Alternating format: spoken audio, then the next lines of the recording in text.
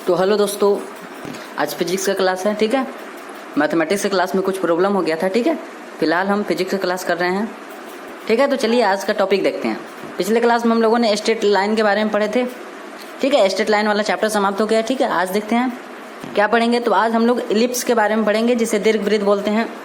ठीक है, इसको पढ़ने से पहले कुछ इन्फॉर्मेशन देना था। जैसे सबसे पहला इन्फॉर्मेशन है कि अगर आपको फ्रेश नहीं दिखाई दे रहा है तो आप वीडियो का क्वालिटी बढ़ाना होगा। ठीक है, अगर आपको इसका नोट्स लेना है तो लास्ट में हम इसका नोट्स दे देंगे। ठीक है, तो अभी फिलहाल हम लोग देखते हैं। जैसा कि यहाँ पर क्या है, इलिप्स। तो थोड़ा सा ध्यान से समझिएगा। इलिप्स का जो शेप होता है वो सर्कल के जैसा ही होता है, बट सर्कल को जो है ना ऐसे कर दिया जाता है। ऐसे किधर है, ऐसे कर दिया जाता है। ठीक है, मोड़ दिया जाता है। सर्कल को मोड़ेंगे तो क्या होगा, थोड़ा चपटा हो जाएगा। हो गया ना, यहाँ पर क्लियर है ना। तो इलिप्स का ये शेप है। ठीक है, अब कुछ देखते हैं यहाँ पर। जैसे कि इसको क्या बोलते हैं, लॉन्ग एक्सिस बोलते हैं, इसको बोलते हैं शॉर्ट एक्सिस। कैसे, अब आप खुद बताएं कि ये वाला डिस्टेंस ज़्यादा है या फिर ये वाला डिस्टेंस ज़्यादा है। हमें तो ज़्यादा दिख रहा है ये वाला डिस्टेंस, क्योंकि ये सर्कल नहीं है कि पूरा वाला डिस्टेंस सेम होगा। क्योंकि सर्कल में मतलब चारों ओर से क्या होता है, समान होता है डिस्टेंस। बट यहाँ पर क्या है कि ज़्यादा इधर है, तो ये वाला डिस्टेंस ज़्यादा है, ये वाला डिस्टेंस कम है। सो इसलिए यहाँ पर इसीलिए इसको शॉर्ट एक्सिस बोला गया, यहाँ पर लॉन्ग एक्सिस बोला गया। ठीक है, ये वाला जो डिस्टेंस है ये लॉन्ग एक्सिस है और ये वाला जो डिस्टेंस है ये शॉर्ट एक्सिस है। ठीक है, इसके बाद ध्यान से समझिएगा, नहीं तो समझ में नहीं आएगा। तो ध्यान से समझिएगा। इसको हमने क्या क्या बोले 2a और इसके क्या बोले 2b। ठीक है, इसको हमने बोल दिया 2a और इसको बोल दिया 2b। माने हैं, अब थोड़ा सा समझिएगा। जब ये वाला 2a है तो आधा डिस्टेंस, हाफ डिस्टेंस क्या होगा, a का ही ना डबल होता है। तो a का डबल क्या हो जाएगा, 2a हो जाएगा। 2a अगर पूरा डिस्टेंस है तो ओनली इतने यहाँ से लेकर यहाँ तक का डिस्टेंस a होगा। और ये वाला पूरा डिस्टेंस अगर 2b है तो ओनली यहाँ से लेकर यहाँ तक का डिस्टेंस b होगा, यानी कि हाफ डिस्टेंस b होगा और इसका हाफ डिस्टेंस a होगा। आई होप क्लियर हो गया होगा। एक बार और बताते हैं कि यहाँ पर जो ये वाला जो है ना, इसको हमने 2a माना, पूरा डिस्टेंस को ये लॉन्ग एक्सिस को 2a माने और शॉर्ट एक्सिस को 2b माने। मानने के लिए आप कुछ भी मान सकते हैं, बट थोड़ा सा समझिए ध्यान से। अब जब ये वाला पूरा डिस्टेंस 2a है तो हाफ डिस्टेंस क्या होगा, a होगा, क्योंकि a का डबल क्या हो जाएगा, 2a हो जाएगा। ठीक इसी टाइप से अगर जो शॉर्ट एक्सिस है, अगर इसको हमने 2b माने पूरा डिस्टेंस को, तो हाफ डिस्टेंस क्या हो जाएगा, यहाँ से यहाँ तक का b हो जाएगा। ठीक है, क्योंकि b का डबल क्या हो जाएगा, 2b हो जाएगा। ठीक, आई होप क्लियर हो गया होगा। तो इसके इक्वेशन को देखते हैं अब। ठीक है, तो यहाँ पे इक्वेशन को ध्यान से देखिए। इक्वेशन इसका है कि एक्स स्क्वायर अपॉन में a square plus Y square upon में b square is equal to 1। यहाँ पर क्या है कि ये not is equal to b. क्या ऐसा ही बात नहीं लगता है, ए जो है ना वो बी के इक्वल नहीं है। चलिए इसको इसके द्वारा समझते हैं। ठीक है, फिर ऊपर चलते हैं। जैसे कि ये वाला डिस्टेंस हमें पता है कि बड़ा है, लॉन्ग है, और ये वाला डिस्टेंस क्या है, शॉर्ट है। तो फिर कैसे इक्वल होगा, ये वाला यहाँ से लेकर यहाँ तक का डिस्टेंस a है और यहाँ से यहाँ तक का डिस्टेंस b है। हाफ डिस्टेंस इसका a है और इसका हाफ डिस्टेंस b है। तो दोनों कैसे इक्वल हो जाएगा, जबकि हमें यहाँ पर पता है कि ये लॉन्ग एक्सिस है और ये वाला शॉर्ट एक्सिस है। तो कैसे इक्वल हो जाएगा, भले ही नेम यहाँ पे a है यहाँ पर b है, ठीक है, बट इक्वल नहीं हो सकता है। क्योंकि आप खुद देख कर भी बता सकते हैं कि यहाँ से यहाँ तक मतलब थोड़ा बड़ा दिख रहा है, यहाँ से यहाँ तक मतलब थोड़ा छोटा दिख रहा है, शॉर्ट दिख रहा है।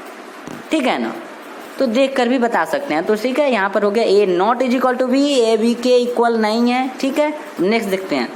तो यहाँ पर हो गया हमारा इक्वेशन का काम हो गया। ठीक है, अब यहाँ पर कुछ क्वेश्चन है कि कोफिशिएंट ऑफ एक्स स्क्वायर और कोफिशिएंट ऑफ वाई स्क्वायर। तो हमें पता होना चाहिए कि कोफिशिएंट किसको बोलते हैं, जो, और पूछा किसका है, एक्स स्क्वायर का। तो जो एक्स स्क्वायर के साथ में होगा वही उसका कोफिशिएंट होगा।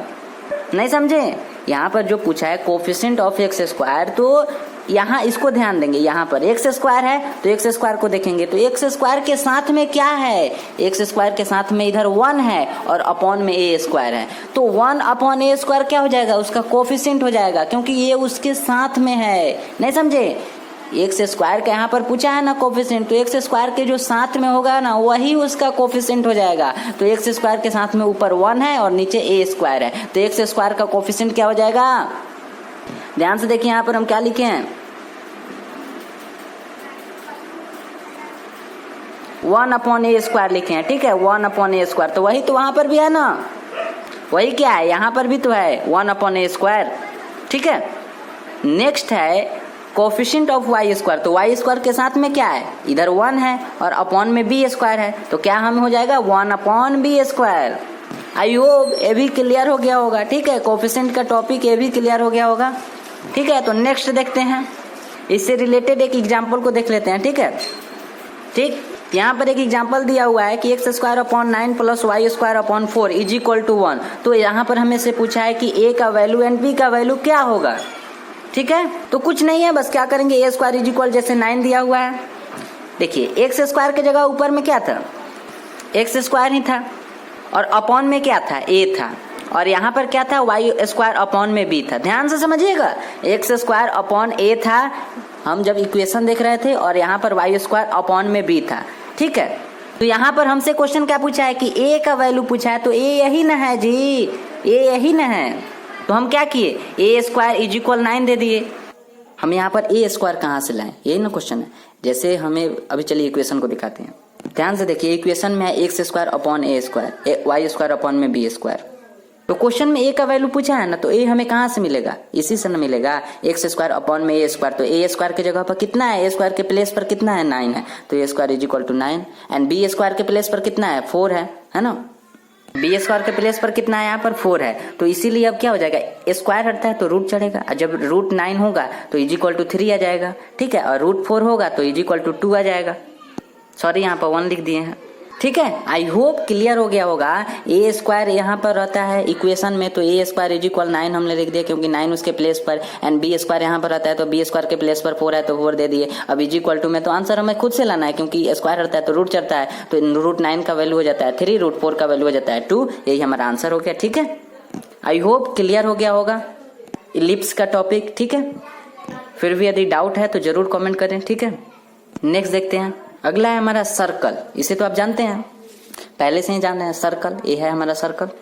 तो हमें पता है कि इस भाग को हम लोग आर को, सॉरी हाफ पार्ट को क्या बोलते हैं, आर। सर्कल के हाफ जो डिस्टेंस होता है वो आर होता है। यहाँ पर भी हाफ डिस्टेंस आर हम दिए हैं, यहाँ पर भी आर दिए हैं, क्योंकि हाफ डिस्टेंस को आर बोलते हैं। फिजिक्स के फर्स्ट लेक्चर में ही हम बताए थे, ठीक है। अब ध्यान से समझिए, इसको हमने 2a मान लिए। इसके पहले वाले क्वेश्चन में, सॉरी जो टॉपिक था इलिप्स का, उसमें भी हमने 2a मान लिए थे और इसको 2b मान लिए थे। प्रॉब्लम नहीं होना चाहिए, क्योंकि अभी हम मान रहे हैं, तो इसको हमने 2a मान लिए और इसको 2b मान लिए। और ये वाला आप पहले से जान रहे हैं कि ये वाला r है, तो जब a 2a है तो ये वाला a हो जाएगा, जब ये 2b है तो ये वाला b हो जाएगा। इसके पहले वाले में भी वही था और यहाँ पर भी वही बता रहे हैं कि ये वाला 2a होगा तो ये वाला a होगा ना, हाफ डिस्टेंस। ये वाला 2a तो ये वाला a हाफ डिस्टेंस, और ये वाला 2b तो ये वाला b हाफ डिस्टेंस b हो जाएगा। यहाँ पर हाफ डिस्टेंस a हो जाएगा। तो ध्यान से समझिए। इसके बाद यहाँ पर हमने लिखे हैं 2a = 2b।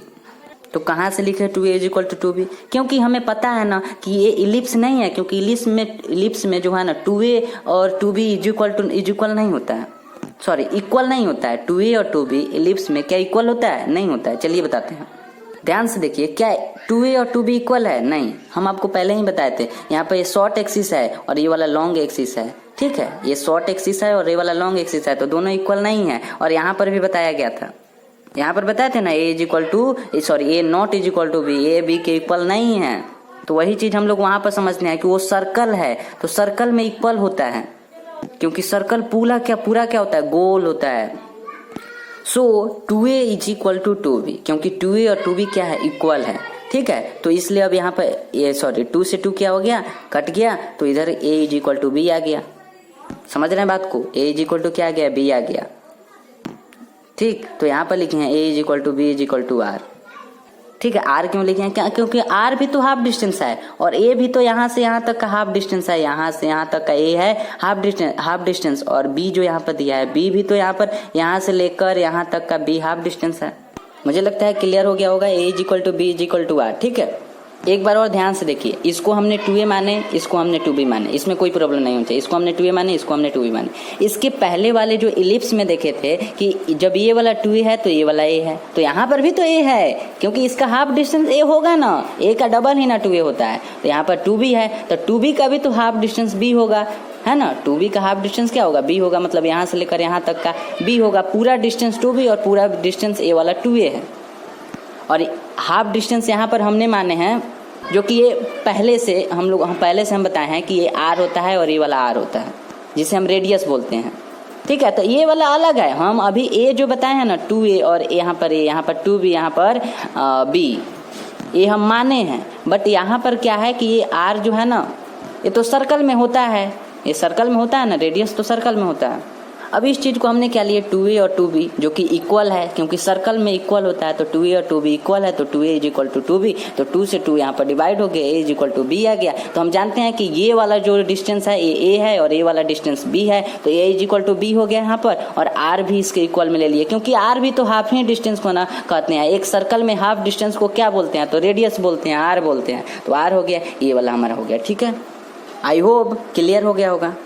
ठीक है, तो इसके इक्वेशन को देखते हैं। तो इसका इक्वेशन जो दिया है X square upon R square plus Y square upon R square is equal to 1। ठीक है, तो यहाँ से क्या हो जाएगा, X square plus Y square और आर स्क्वायर है तो आएगा तो आर स्क्वायर हो जाएगा। ठीक है, दोनों में मतलब दोनों पर आर स्क्वायर है तो क्या हो जाएगा, आर स्क्वायर हो जाएगा। ठीक है, तो एक क्वेश्चन हम आपसे करना चाहते हैं कि इलिप्स एंड सर्कल में क्या डिफरेंस है। इलिप्स और सर्कल में क्या डिफरेंट है, दोनों में क्या डिफरेंट है। तो सर्कल का जो इक्वेशन होता है उसमें आर स्क्वायर होता है, ध्यान से समझिएगा। अपॉन में जो है ना एक्स स्क्वायर के अपॉन में भी आर स्क्वायर और वाई स्क्वायर के अपॉन में भी आर स्क्वायर। ठीक है, इसमें दोनों सेम होता है। बट वही हम लोग जब इलिप्स को देखते हैं तो चलिए दिखाते हैं।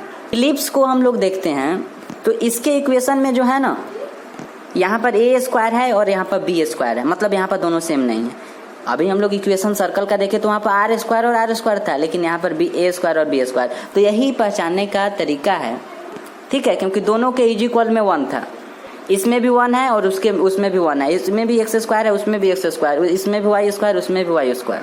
ठीक है, तो पहचानने का बस यही तरीका है कि यहाँ पर जो है ना इसमें अलग होता है, उसमें जो है ना सेम होता है, आर स्क्वायर, यहाँ पर ए स्क्वायर बी स्क्वायर। ठीक है, अब यहीं पर क्लास को ख़त्म करते हैं एंड मिलते हैं नेक्स्ट क्लास में। उससे पहले मैं आपको इसका स्क्रीनशॉट दे दूं।